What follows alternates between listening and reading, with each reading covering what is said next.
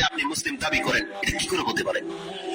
কে শিক্ষা দিয়েছে আপনাকে, বা কে আপনার মনের মধ্যে এই চিন্তা ঢুকিয়ে দিয়েছে যে আপনি নামাজ না পড়েও মুসলিম? এটা কোত্থেকে? এই ফতোয়াটা নিলেন কোত্থেকে? পেলেন কোথায়? এটা কোন হুজুর বলেছে? এটা কোন কিতাবে আছে? এটা আপনি কোরআনের কোন আয়াত পেয়ে গেছেন যার মাধ্যমে প্রমাণ হয়ে যাচ্ছে যে আমি বেনামাজি হলেও আল্লাহ আমাকে নাজাত দিয়ে দিবে? কোথায় আছে সেটা? সে হাদিসটা কোনটা যার উপরে ভিত্তি করে আপনি বেনামাজি হয়ে বসে আছেন? কে আপনাকে উদ্ধার করবে?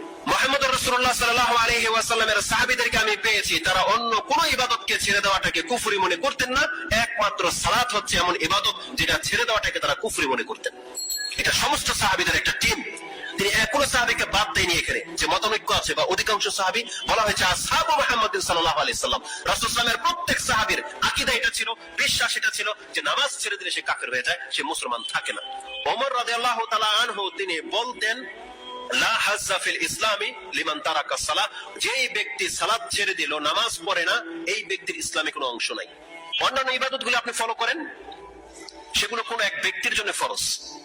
যারা সামর্থ্যবান তাদের জন্য যাকাত ফরজ, যারা সামর্থ্যবান মক্কা পৌঁছতে পারবে তাদের জন্য হজ ফরজ, যাদের শারীরিক ক্ষমতা আছে, প্রাপ্ত বয়স্ক হয়ে গেছে এবং রমজান মাস পেয়ে গেল, তাদের জন্য সিয়াম ফরজ, একটা কন্ডিশনের সাথে। কিন্তু আপনি লক্ষ্য করে দেখেন সালাত এমন একটা ইবাদত